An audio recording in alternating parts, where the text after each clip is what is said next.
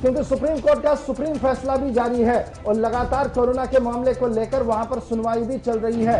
मरकज की तरफ से बाकायदा तौर पर हलफनामा भी पेश किया गया है और मरकजी हुकूमत की वैक्सीन पॉलिसी पर इस वक्त गौर हो रहा है। सुप्रीम कोर्ट के अंदर 2 मामला पहुंचे थे। अदालत उज़्मा में अब 13 मई को अगली समाअत होगी। सरकार का वैक्सीनेशन पर प्रोग्राम जो है उसके लिए पॉलिसी, नेशनल पॉलिसी क्या है, सरकार वैक्सीन के हवाले से हलफनामा दायर करेगी। 13 तारीख को इस पर समाअत होने वाली है और मुख्तलिफ रियासतों से हुकूमती पॉलिसी के खिलाफ जो शिकायत मिली थी, वैक्सीनेशन की शॉर्टेज थी और मैन्युफैक्चरर से लेकर रियासती इंतजामिया को चलाने वाले लोगों तक ये शिकायत की गई थी कि सरकार ने 1 मई से प्रोग्राम का आगाज तो कर दिया, लेकिन 18 साल से 44 साल तक की उम्र के लोगों को जो वैक्सीन लगाई जा रही है वो इस वक्त मुतासिर हो रही है वैक्सीन की शॉर्टेज की वजह से। मुख्तलिफ अस्पतालों से अलग अलग खबरें आई, बहुत सारी अमवात हुई।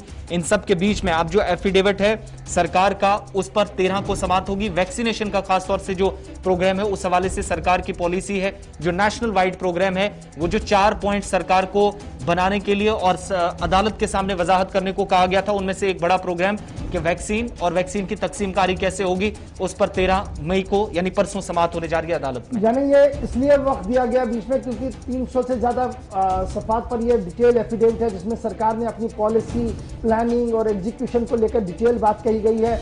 और जब ये दिया गया तो सिर्फ शॉर्ट पीरियड में दोनों जज साहिबान के सामने रखा गया, जिसके बाद सॉरी फिगर कट किया गया है सॉलिसिटर जनरल की तरफ से और कहा गया कि वो माजरत है कि थोड़ा लेट ये हुआ है। लेकिन यूं ही कल जब ये पूरा सिलसिला चल रहा था, सिर्फ चंद मिनट के लिए वीडियो कॉन्फ्रेंसिंग के जरिए इस केस को टेकअप किया गया। उसके बाद टेक्निकल ग्लिच आया, कनेक्ट नहीं हो पाया, जिसके बाद 13 तारीख इसको लगा दी गई। तो एक तरफ से सुप्रीम कोर्ट का यह मामला है। दूसरी तरफ से जब हम कोरोना की खबर आपको बता रहे थे तो सबसे बड़ी रियासत उत्तर प्रदेश है और उत्तर प्रदेश के अंदर इस वक्त कोरोना का अगर सरकारी तौर पर आप माने तो ऑल इज वेल, लेकिन जब पॉलिटिकल एंगल से आप इसको देखते हैं तो with in the Bharatiya Janata party 1 दर्जन से ज्यादा लीडरों ने कोरोना मैनेजमेंट पर अब सवाल उठाए हैं और उन्होंने अपनी सरकार पर चिट्ठी लिखते हुए यह साफ कर दिया है कि उनके इलाकों के अंदर या उनके हल्के इंतखाब के अंदर जिस तरीके का निजाम चलाने की बातें हो रही है, दरअसल जमीनी सूरत हाल पर ऐसा बिल्कुल भी नहीं है।